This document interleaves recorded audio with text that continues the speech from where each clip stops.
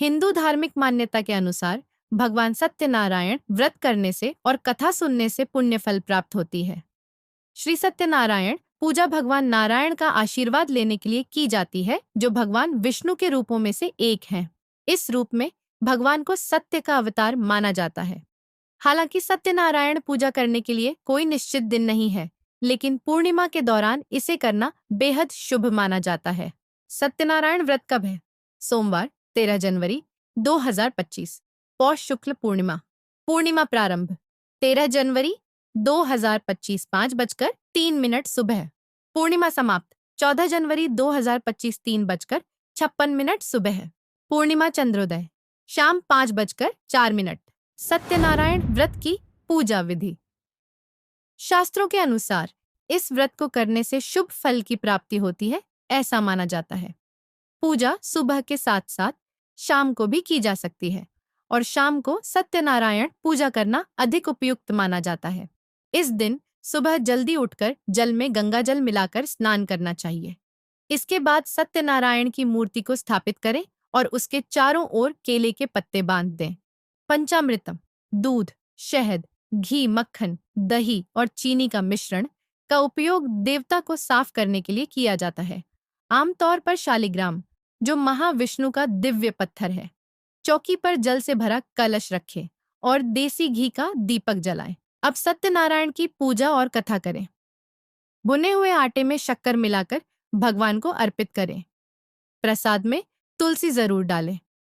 पूजा के बाद प्रसाद बांटें।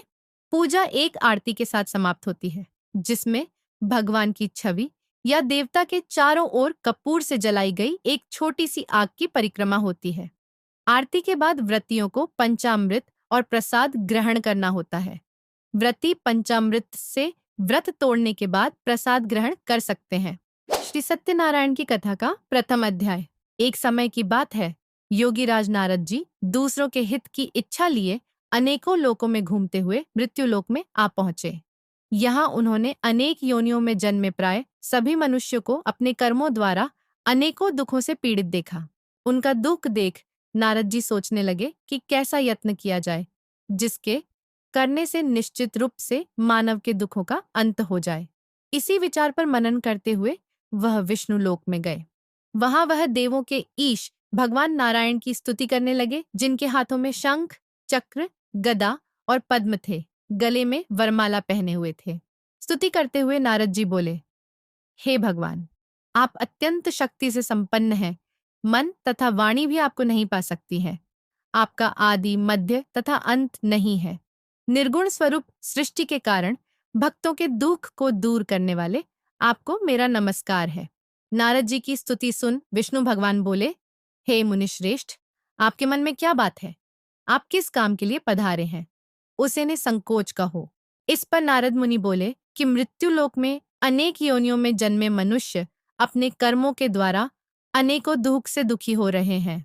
हे नाथ, आप मुझ पर दया रखते हैं तो बताइए कि वो मनुष्य थोड़े प्रयास से ही अपने दुखों से कैसे छुटकारा पा सकते हैं। श्री हरि बोले, हे नारद, मनुष्यों की भलाई के लिए तुमने बहुत अच्छी बात पूछी है। जिसके करने से मनुष्य मोह से छूट जाता है, वह बात मैं कहता हूं, उसे सुनो। स्वर्गलोक व मृत्युलोक दोनों में एक दुर्लभ उत्तम व्रत है जो पुण्य देने वाला है। आज प्रेमवश होकर मैं उसे तुमसे कहता हूँ।